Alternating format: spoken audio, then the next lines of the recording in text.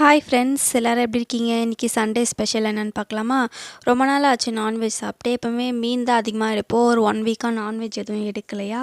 So அதனால் இன்றைக்கி வந்து மாமா வந்து 1 கிலோ சிக்கனும் அப்புறம் கொஞ்சம் மீனும் வாங்கிட்டு வந்திருந்தாங்க. மீன் வந்து மேக்னேட் பண்ணி ஃப்ரிட்ஜில் வச்சுட்டோம். அப்புறம் சிக்கனும் மேக்னேட் பண்ணி ஃப்ரிட்ஜில் வச்சாச்சு. சிக்கன் 65 தான் பொரிக்கலான்னு வச்சுருந்தோம். அப்புறம் கொஞ்சம் பிரியாணி பண்ணலான்னு சொல்லியிருந்தாங்க. அதுக்கு சீரக சம்பா அரிசியெல்லாம் வாங்கி ரெடி பண்ணிட்டு இருந்தாங்க. எப்பவுமே நார்மலாக வீட்டு அரிசியில் தான் ரெடி பண்ணுவோம்.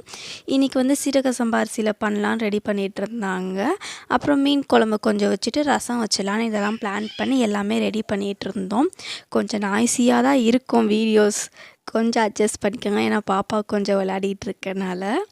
சிக்கன் நல்லா போட்டு நல்லா கிண்ட ஆரம்பிச்சிட்டாங்க. செம ஸ்மெல்லு. எனக்கு பிரியாணி செய்ய தெரியும், ஆனால் ரொம்பலாம் செய்ய தெரியாது. தக்காளி சாதமாக தான் வரும். அத்தை கொஞ்சம் நல்லா செய்வேனாங்களா. நாங்கள் மோஸ்ட்லி பிரியாணி அளவாக செய்ய மாட்டோமா. வருஷத்துக்கே 2-3 வாட்டி தான் பிரியாணியே செய்வோம். ஸோ எங்கள் அக்கா வீட்டிலேருந்து பிரியாணி வந்துடும். அதனால நாங்கள் மோஸ்ட்லி பிரியாணி அக்கா நல்லா சூப்பராக செய்வாங்க. அக்கா வீட்டிலேருந்து வந்தனால நாங்கள் மோஸ்ட்லி வீட்டில் அவ்வளோவா செய்ய மாட்டோம். இந்த வாட்டி செஞ்சுருக்கோம். பரவாயில்ல ஓரளவுக்கு.